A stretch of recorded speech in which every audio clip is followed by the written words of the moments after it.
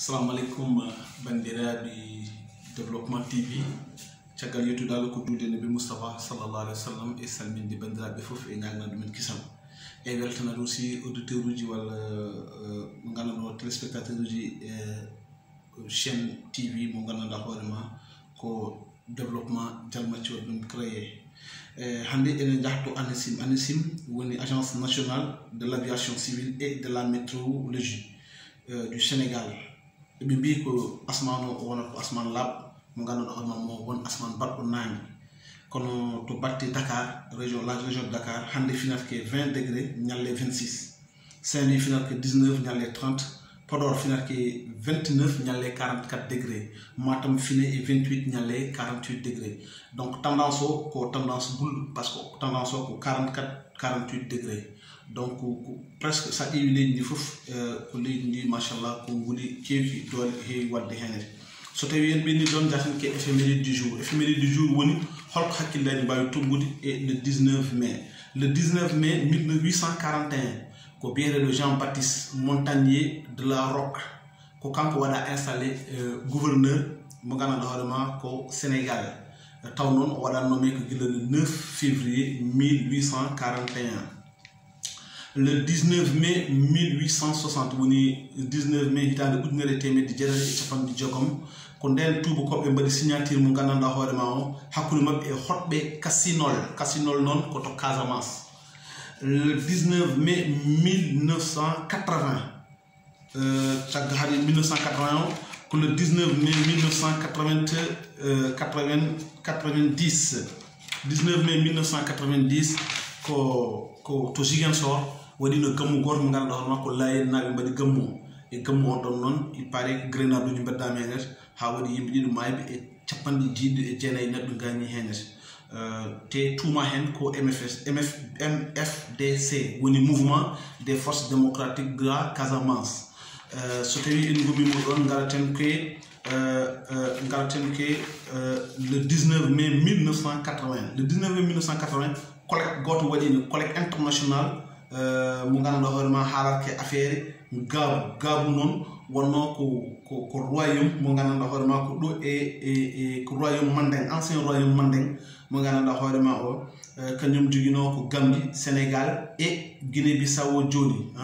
ko on ɗon ɗum noon wonno ko ɗum noon renno woni la fédération de Gabou woni la royaume de Gabou donc ko ɗum nokku on ɗon donc fondation Léopold Sédar Senghor kañum waɗi feere ha ɗum ɗon iwi le 19 mai 2017 ko musidɗo goto ene wiye Amadou Ndiaye noon ko athlète kanko noon o dañino wadde remporté la médaille d'argent taw ko 400 mètres famille e nder 50 secondes taw waɗno organisé on ɗon événement ko islamique ɓe mbiyata ɗum ko islamique de Bakou en Azerbaïdjan e ko honda noon ɓe inniri ɗum donc le 19 mai 2017 kawtal mangal waɗino ɗo e Dakar le 19 mai 2017 kawtal mangal waɗino ɗo yiti taw ko manko taxu Sénégal waɗno ɗum ngam yidde ñagade libération hono Khalifa Sall mo ganduɗa hoorema ko uddano e dumbirdu caggal ɗum ɗon ɓe ñaagui encore yo Karim Wade artiri ɗo e laamu Sénégal également opposition et pouvoir yo mbaɗe traité au même pied d'égalité le 19 mai 2020 réunion mawɗo waɗino wiyete ko réunion conseil supérieur de la magistrature ko ñande hen Cheikh Ahmed Tidiane Coulibaly waɗa nommé président cour suprême taw omo lomti Mamadou Bodian Camara hande le 19 mai 2021 enen mbawi jaggude haqqillaji meɗen ko hande woni inauguration case culturel mbo Sori Malé ɗo e nder commune Fanaye wadde noon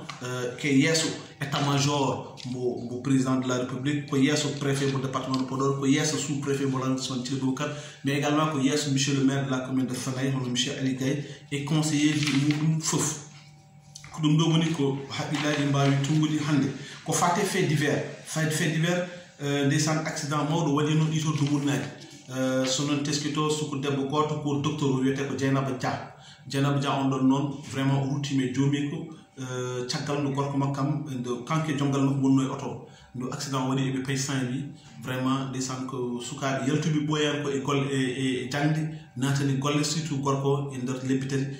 vraiment o waɗi accident o rutte joomi kanko accident gorko e sur le coup debbo noon wonno ke comment kene yaara e balɗe jeegom hannde ruttima e joomum wiyete ko Dieynaba Dia kanko gorko noon o wiyete ko Baba Diagne suku gorko goɗɗo mbiɗo innirɗo hoore mum walla taw ko noon ñewwiyete mais o innirɗo hoore makko Eykel kono kanko de o wiyete ko Ceerno Gaye Ceerno Seydou Gaye kanko noon ko waɗama arrêté nde wonno ko mbaɗo ko waɗi boniyanke ko waɗa boniyanke mawɗo ɗo e Sénégal o jaggako le hakkude jamma le 7 e jamma le 8 hannde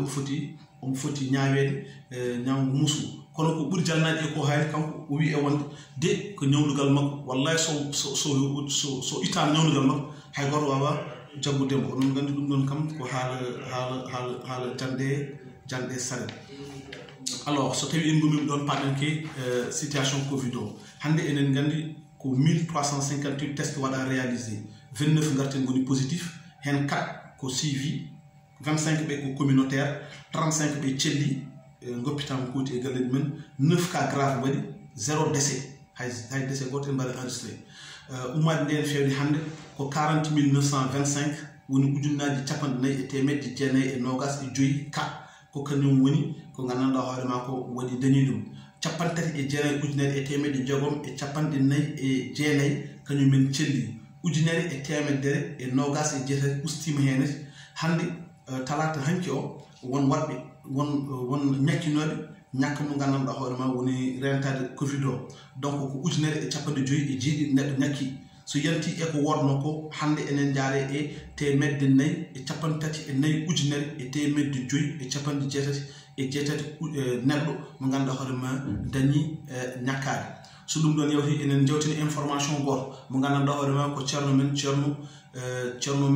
Tayib Sy mo gandanɗa hoore ma tampani haɓani gam ligganade dimal ko kanko jogori wadde ziar yuɓɓinde ziar makko ñande 12 juin 2021 to Richard Toll ene ñaago ɓiɓɓe diman naɓe kala to mbawi wonde eno goniri fof beele ma mbawa notiyade oɗo ceernaji mo gandanɗa hoore ma yiɗen hoore mum dimat ko dimmannaji jiɗal hoore mum dimat yiɗi ko taari dimat yiɗi ko takke dimat donc so tawi wayi honda noon ina hani vraiment enen fof jahen noroyɗen ko noddago Allah nde wonno kanko ceernajo ko almudu Cheikhna Ahmed Tidiane Chérif radiallahu taala anhu ha tagi o woni almudu ceerno Samassa mo rabbi ha tagi ɗum noon noon on mbaɗo noon almudu Cheikhna Ahmed Tidiane mbaɗo noon so noddi kala ko ɓiɗɗo dimanna e wawi wonde ene foti wawde notiyade allahumma salli ala sayyidina Muhammadin wa sallam assalamu aleykum wa rahmatullah ha janggo so Allah walam ɓe jelli